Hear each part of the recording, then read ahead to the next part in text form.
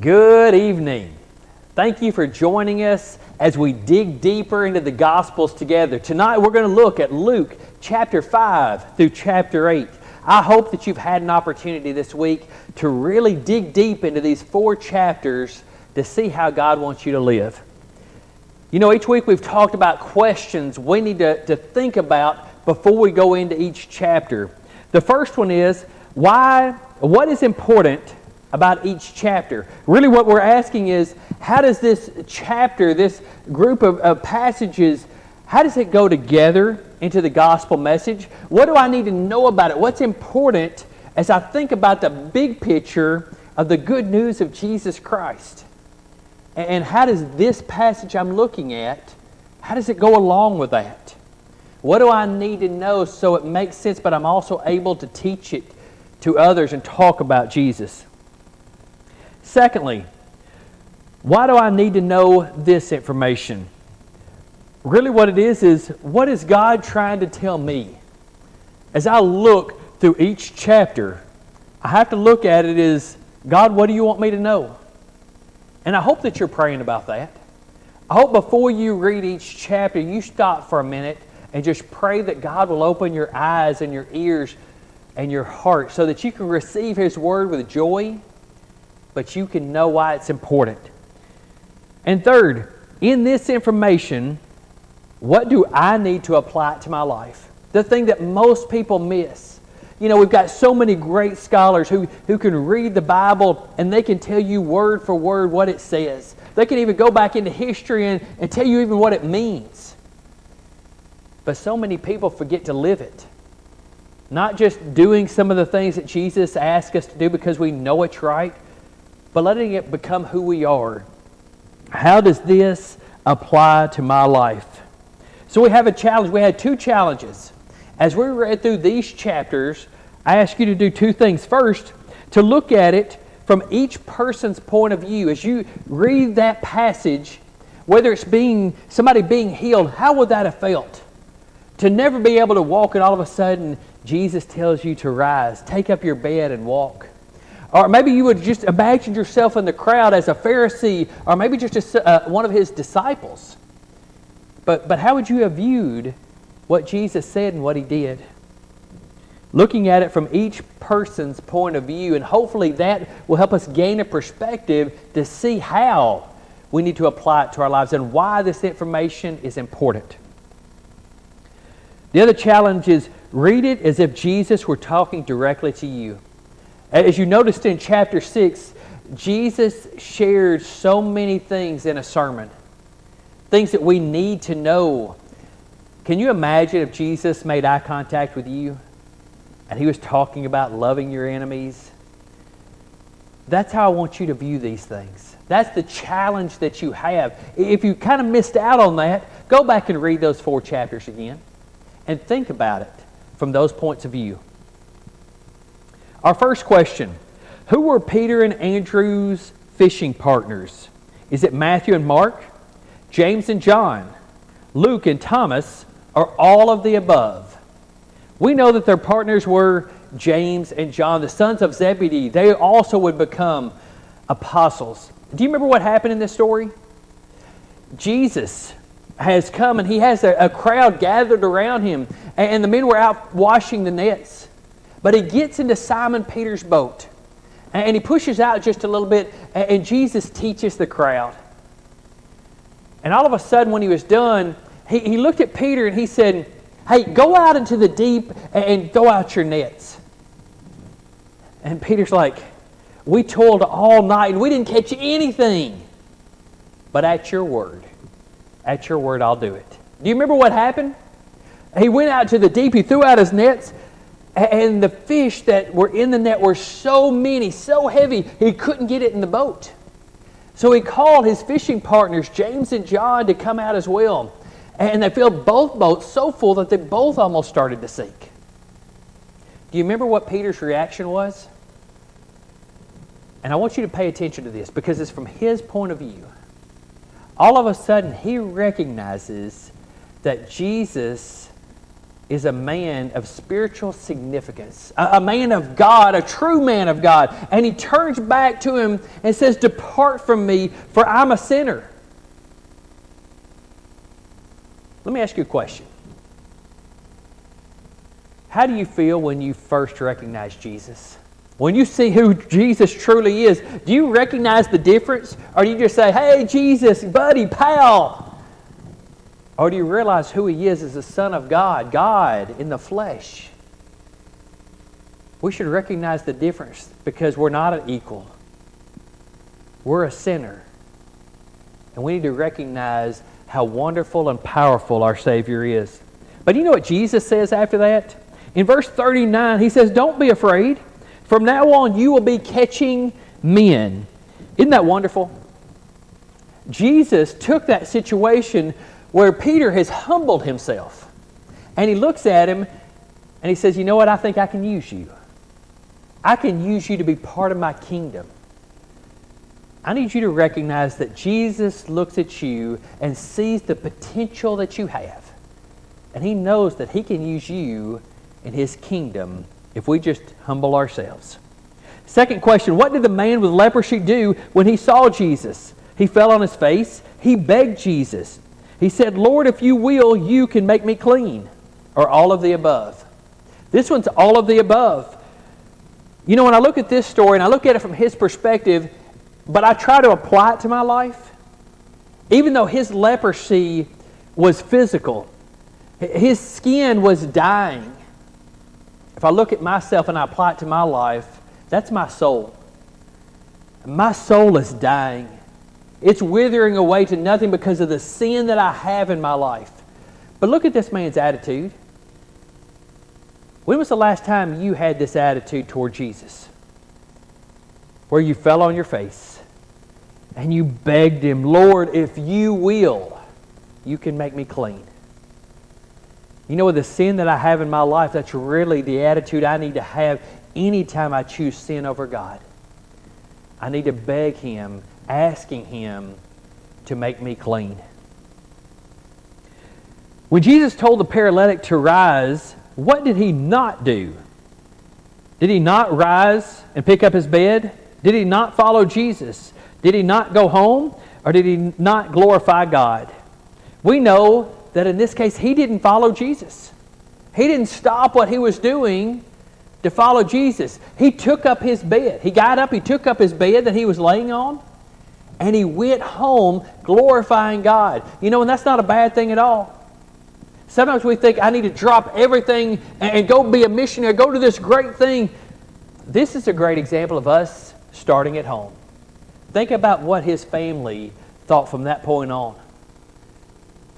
He'd never been able to walk or hadn't walked in a long time. He was paralyzed. And all of a sudden he comes in jumping, running, rejoicing, and he glorifies God. Reminding us in Proverbs 3:6 it says, "In all your ways acknowledge Him, which is God, and He will make straight your paths." When was the last time that you acknowledged God? The giver of every good and perfect gift. Do you acknowledge that He gave you those wonderful blessings? Whether it's something really insignificant, but it's still a blessing from God, or maybe it is really significant. Do you acknowledge that it was a gift from God? When Jesus calls Levi, the tax collector, to follow Him, what does He leave? Just the money on the table? The money in the bags? The tablet with who paid taxes? Or everything? When Jesus calls Levi to follow Him, He leaves everything. Now think about that for just a minute. He was in the tax booth. There's probably money laying around. There's probably that tablet or booklet that has everybody who is paid and kept up with. He walks away from all of it. It's that point in Levi's life where he says, I don't care about that anymore. If I look at it from Levi's point of view and the lessons that I need from me, there's way too many things in life that I keep holding on to. That I keep looking at Jesus saying, Jesus, I would love to follow you. Please let me follow you, but. But really, I need to go do this first. I've got some things that I need to mow my yard. I need to clean my house. You know what? I got to take my kids to ball practice. And that job, they ask a lot out of me. And because of that, I've got so much to do. But as soon as I get done with that, then, you don't think being a tax collector was important? Financially, he had it made. He could have probably most anything that he wanted. He walked away from everything to follow Jesus. One of the things that I struggle with is I really don't understand what the word commitment means. See, what I tell myself is, my kid's committed to this ball team, and they've got to be at practice, and I can't let them not be at practice, and I can't not do these things. And you know what? They've got studies at night because, hey, if they don't, they're going to fail. And you know what? With my job, I've got to be there because I'm committed. I signed an agreement to do this job, and I've got to do that. But where does my commitment to God come in? Well, God will understand, won't He? Look at this great example. The great example from Levi that dropped everything, left everything to follow Jesus. Luke 9:23 reminds us, if anyone would come after me, let him deny himself, take up his cross daily, and follow me. Realize that same message is right there. When you deny yourself, what you're saying is, I'm leaving everything. I'm leaving my identity behind because I want my new identity to be a faithful and obedient child of God. And when people see me, that is what they recognize. When did Jesus say His disciples would fast? When the bridegroom is taken away? After the Passover? After the Sabbath? Or all of the above? We know that it was when the bridegroom is taken away. Jesus was saying, hey, while I'm still here, they're still going to eat with me. They're still going to celebrate. We're still going to have good. But you know what? Whenever I leave, that's when they're going to fast. That's when they're going to stop and they're going to turn their prayer life to God, making sure that their spiritual life is where it's supposed to be. What did the disciples do as they were walking through the grain fields? Were they plucking the grain? Were they rubbing the grain in their hands? Were they eating the heads of grain, or all of the above? We know as they were going through the grain field, they were doing all of the above. Now, at this time, the Pharisees were accusing them of doing something wrong. Hey, that's work. You can't do that on the Sabbath day. But actually, if you go back to the law, you'll see that as you're walking along the way, if there's grain flowing out to the edge, you can pluck it and eat it. That was not against the law, but they were accusing them of working. Mark 2:27 reminds us, and He, which is Jesus, said to them, the Sabbath was made for man, not man for the Sabbath. Do you realize what He's saying there? He said this day was put in place for you to take care of you. One, it was a day for rest, to let your body recuperate. But two, the most important, it was a day to stop what you were doing, to stop the world around you and focus on God. That's why that day was created. Don't get nitpicky about if somebody's plucking a head of grain and other things. It's about you taking care of yourself, getting your spiritual life and your physical life where it's supposed to be. That's why that day was created. And it's a great reminder of us of how we should pay attention to the spiritual things in our life. In verse 9, whence did Jesus not ask the Pharisee and scribe if it was lawful to do on the Sabbath? To lift up or tear down? To do good or to do harm? To save a life or to destroy it? Which one was not lawful to do on the Sabbath? And it was to lift up or to tear down is one of the things He did not say. But the other two, He asked him a question. Which one is lawful, to do good or to do harm? To save a life or to destroy it? Jesus is saying, you have these spiritual things in your life, but all of a sudden, you choose to let things go neglected when there's great and spiritual things you could be doing when this opportunity arises. What did Jesus do in verse 12 before He chose the 12 apostles? He walked on water. The angels ministered to Him. He prayed all night to God. And He interviewed all of the disciples before He chose the 12 apostles. We know that He prayed all night to God. What a great lesson that we miss out on. You know, I think a lot of you are probably like me. You do pray. And you pray when you probably should a lot of times, even though you might have a little bit of a roller coaster in there. But see, there was something important in front of Jesus. This thing that was important was the fact he was about to choose 12 men to become his apostles.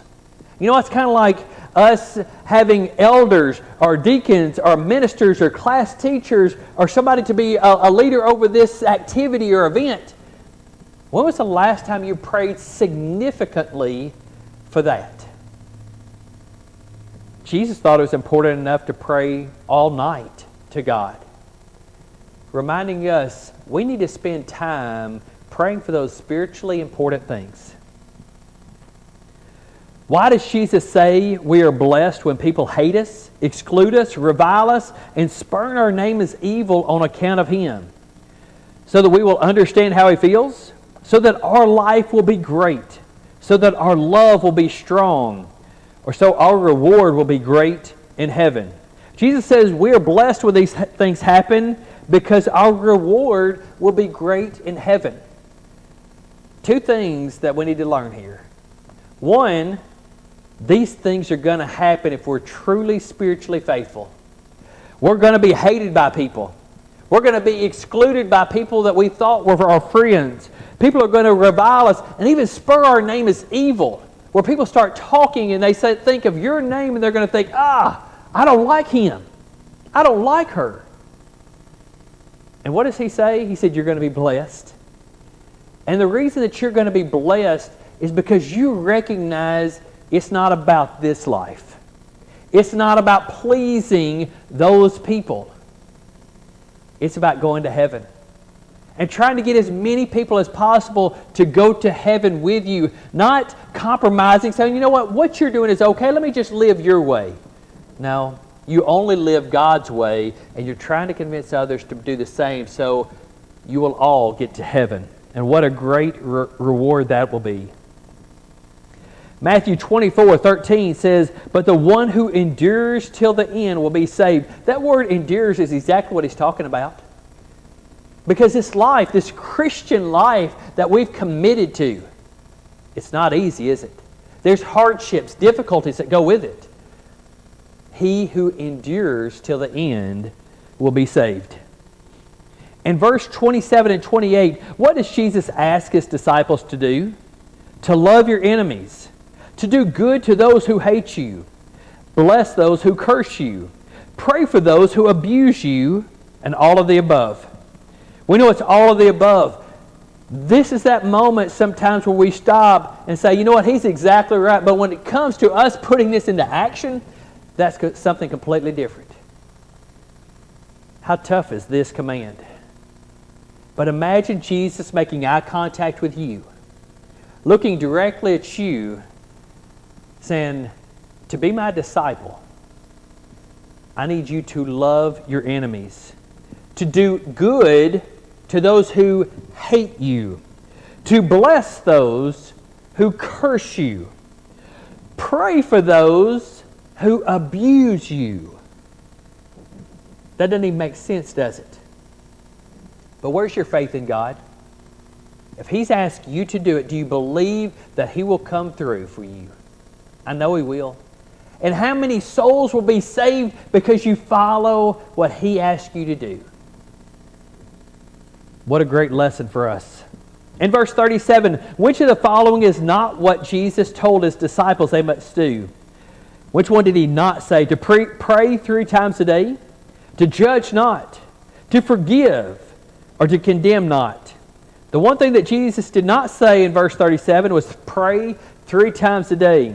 What He said is judge not, condemn not, and forgive.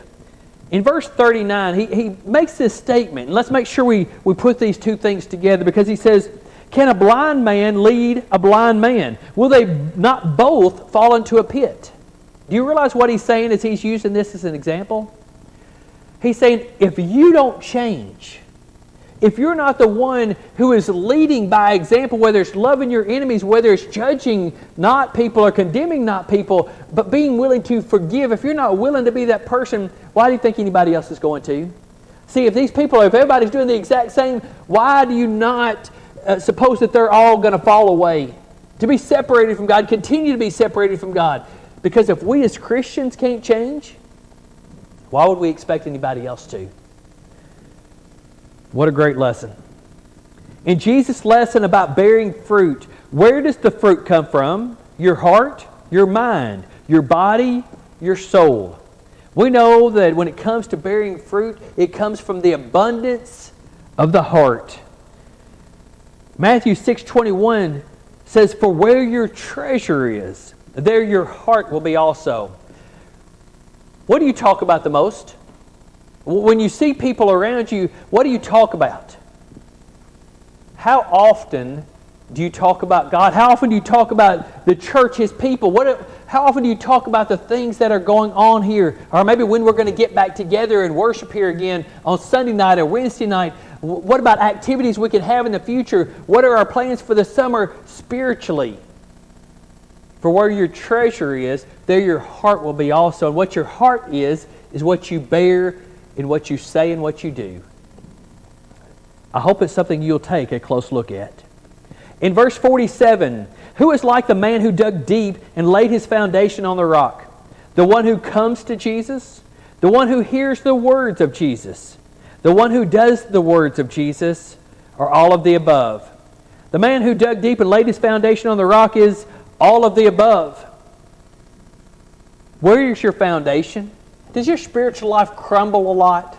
Does it fall apart? Do you ever really think, maybe, just maybe, I'm digging on the sand? That's where I'm putting my foundation. That's what I'm building off of. If your spiritual life stays strong and true, then that means you constantly come to Jesus. You spend time in His Word, hearing the Word of Jesus, and then you put that into action. Have you laid your foundation on the rock of Jesus Christ? In verse 9, what did Jesus say about the centurion's faith? "Oh, you of little faith, why did you doubt? Not even in Israel have I found such faith. Or you have faith that can move mountains." He said, "Not even in Israel have I found such faith." Do you realize the centurion was a Gentile? A Roman soldier over 100 other Roman soldiers. And Jesus looked at him and said, "Not even in all of Israel have I found faith like this." What did they say about Jesus when He raised the widow's son from the dead? "A great prophet has risen among us. God has visited His people." Both A and B, or neither A or B. We know that it's both A and B. Can you imagine being there? When Jesus stops the funeral procession and He tells the sun to rise. Can you imagine being there? I can't. I can't. I'm like you. I've been to funerals and I've been there at that moment. I can't imagine Jesus walking up and taking somebody by the hand and raising them from the dead. I think I'd have to think the same. A great prophet has risen. There's this great man of God. How in the world could this happen?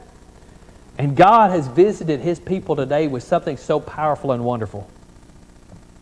In verse 22, what had John's disciples seen and heard? Do you remember when John the Baptist was in prison and he sent his disciples to Jesus to say, "Are you the one, or shall we look for another?" And Jesus says, "Tell John what you have seen and heard. And which one of these things is right? The blind receive their sight, the lame walk, and the deaf hear. The lepers are cleansed, the dead are raised, the poor have good news preached," or all of the above. We know it was all of the above, don't we? Can you imagine these disciples? These disciples had seen some of those things, but now they get to go back to John with more. Just a reminder of the sermon just a couple of weeks ago. You know what? It was so comforting to me to realize that when I doubt, when I struggle in my faith, when I need more, it reminds me that Jesus will give me more. If I will just reach out to Him, He'll give me more, so my faith can be strong and established. What two things saved this woman from her sins? doing good things and serving others, reading her Bible and praying, loving God much, and her faith are all of the above. The two things that we have in this passage that we see that save the woman is loving God much and her faith. I hope that you didn't miss that in that part of the story. First of all, I hope you remember what we talked about Sunday morning. Jesus cares about us when we sin. He first showed He cared about the Pharisee. He went into his house. He ate with him. He talked with him. And He shared a lesson with him to help his faith to grow and to see who Jesus was. But Jesus also shared care and compassion for the sinful woman who came with such a repentant heart, tears flowing, wiping His feet with her hair, kissing His feet, and anointing His feet with the oil. It showed her love, her great and genuine love for God, and her faith was put into action. Two things we must remember, we must have to be saved. In verses 2 and 3, who is not one of the women listed that accompanied Jesus? Now put this in there purposefully, because sometimes we just read over names so fast. But you know, it's hard to put the gospel together unless we realize who all is involved, who's there at each event. So when it has people listed, it's significant. We need to start paying attention to those things. So which one is not listed? Mary Magdalene, Martha, Joanna, Susanna. We know the one not listed is Martha. The parable of the sowers. What are the four types of soil? Well, I'm going to give you just a minute to think about that. Think in your mind for just a minute. What are the four types of soil? Now, do you remember what each type represented? Let's talk about that for just a minute. And again, think about this. Because Jesus is telling a parable. But honestly, it's one of those stories where He should be talking directly to you. You should be seeing the eyes of Jesus looking at you as He's talking about these four types of soil. Because we've got to look at ourselves and see, how do we receive the Word of God? First of all, there was the path. See, it's people who hear, but the devil comes and snatches the Word away before it ever takes root. So many times I think that happens in my life. Well, you know what? Hey, this is my time to read the Bible. Or maybe a time that I've come to worship and I heard it, but by the time that I get up to leave, it's gone. That means it fell along the path. I never even gave it a chance to take root. Secondly, it's the rocky soil. I joyfully hear, but during times of testing, I fall away. Does that ever happen to you? You either read the Word of God and you start trying to apply it, you start strengthening your faith, but all of a sudden, something starts testing your faith. And all of a sudden, we never intentionally mean to do this, but all of a sudden, it's like it's not worth it. You know, I think I'm going to give in to the ways of the world because sacrificing this much is just asking too much. Surely God doesn't expect this out of me. He doesn't want me to sacrifice this event, this activity, this part of my life, who I really wanted to become. He doesn't want me to sacrifice that, does He? That word fell on rocky soil, and in that time of test, I fall away. Then there's the thorny soil. I hear, but I'm choked by the cares, the pleasures of this life, riches. This happens, doesn't it? I hear the Word and I really want to start living it. Everything seems to be going well. You know what? I've even repented of the way that I've lived and thought, I can do this. I'm full speed ahead. Let's do this. I want to live on fire for God. And all of a sudden, there's this activity, this event, these things. Hey, I got a chance to make some money here. I could go do this. And slowly, the pleasures of this life start choking the Word out, doesn't it? And all of a sudden I look back and said, I thought I was going to be this person. I wanted to. I knew I should. I could. But I didn't. Don't let the pleasures of this world choke the Word from your life. And then there's the good soil. You hear, but listen to what else happens. Because all four people heard. But you hear and you hold fast. You hold tight with everything you've got. Saying, I'm not letting go of this. You're committed with an honest and good heart. See, not only do you hold on to it, but you place it where it's supposed to go.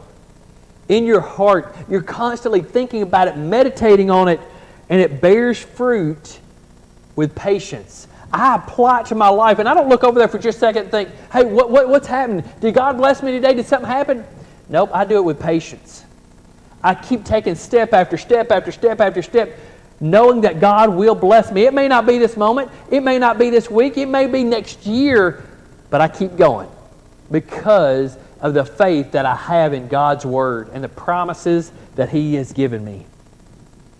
According to verse 16, what are we supposed to do with our light? Cover it with a jar? Put it under a bed? Blow it out? Or put it on a stand? We know that it's put it on a stand. You know, it reminds me of the song, This Little Light of Mine. Have you ever thought about that? This little light of mine, I'm going to let it shine. But what do we say? Hide it under a bushel? No. Won't let Satan blow it out? No. All around the neighborhood, I'm going to let it shine. See, I put it on a stand so that everyone can see. Is God's light shining through you?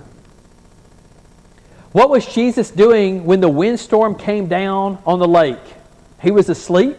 He was on the mountain praying. He was walking on water, or he was fishing. We know that when the windstorm came up, he was asleep. Now, some people will look at this and say, that's just like Jesus in my life. Jesus is over there asleep and my life falls apart. All these things are happening and I'm calling out to Him and He's nowhere. I want you to think of two different things. One, have you ever thought that Jesus is letting your faith strengthen when you have those windstorms? Think about that. Because what if Jesus, the second thing, what if Jesus was out there all the time putting this shield around you, not letting anything happen? Honestly, that's what I wish He would do. But that's not what happens because my faith wouldn't be strong at all. I would just be asking for my genie in the bottle to come back. Hey, make all this go away. Make my life perfect and easy. But really, I don't have any faith in you. I just want my wishes to come true. Because sometimes Jesus backs off a little bit. He gives me a time to let my faith go into action. The other thing I see here is Jesus sets an example. He's down there asleep, not worried about the windstorm, is he? Because he's sitting there going, God's got this. I'm at peace, a peace that surpasses all understanding because of my faith in God. What did the people ask Jesus to do when they came out to see what happened to the demon-possessed and the herd of pigs? Did they ask Him to stay with us, to depart from us, to heal our sick, or teach us more? When they came out and they saw the demon-possessed man sitting there, clothed in his right mind, and they saw the pigs drowned in the sea, they said, depart from us. You know, I kind of get that. If I've been living in fear of this man, if I look out and there's thousands of pigs dead in the sea, I think I'm going to be a little terrified. I'm not sure I'm going to get it. And I'm going to say, hey, I just need you to get away from everything we're doing because I don't know who you are, what you're doing, and what caused this. I would be afraid myself, I'm afraid. But I hope that when we see these stories, we also see the power of God and realize what a great and awesome God we serve. What did Jesus tell Jairus when they told him his daughter was dead? I'm sorry we didn't make it back in time. I'm sorry for your loss. Oh, you of little faith, why did you doubt? Do not fear, only believe, and she will be well. We know that Jesus told him, do not fear, only believe, and she will be well. Can you imagine being Jairus? Can you imagine? You know, you're sitting there thinking, I only have a small amount of time, and I've got to get to Jesus as quick as I can, and I need to get Him back as quick as I can. But on the way back, all of a sudden you hear the news, I'm sorry, your daughter's dead. Leave the teacher alone. Oh, don't you imagine? He just felt like dropping to his knees thinking, but I tried so hard. And all of a sudden, Jesus looks at him and says, do not fear, only believe. How hard would that be? This person that you trust, this friend of yours, just told you your daughter's dead. There's no way they would say that unless they knew. But somehow, you keep going because you believe in Jesus Christ. What a great lesson for us during those extremely difficult moments when we think it's not ever going to get any better. It just can't. It's all falling apart. There's no way to pick up these pieces. Do not fear, only believe. So next week we'll be looking at Luke chapter 9 through chapter 12. Don't forget, think about it from everybody's perspective as you read it. Also, imagine when Jesus is giving a lesson, a sermon, think about Jesus looking directly at you and think about how you can apply those words to your life. Pray for 5 new people this week. We should be getting pretty close to being praying for everybody. Where are you with your prayer life? Think about how much stronger the church here can be if we'll continue to pray for each other. Please continue to do that. And join us this Sunday morning at 10:30. If possible, join us here. We'd love to have you, but continue to be wise. And hopefully soon you'll be back with us as well. I look forward to seeing you soon.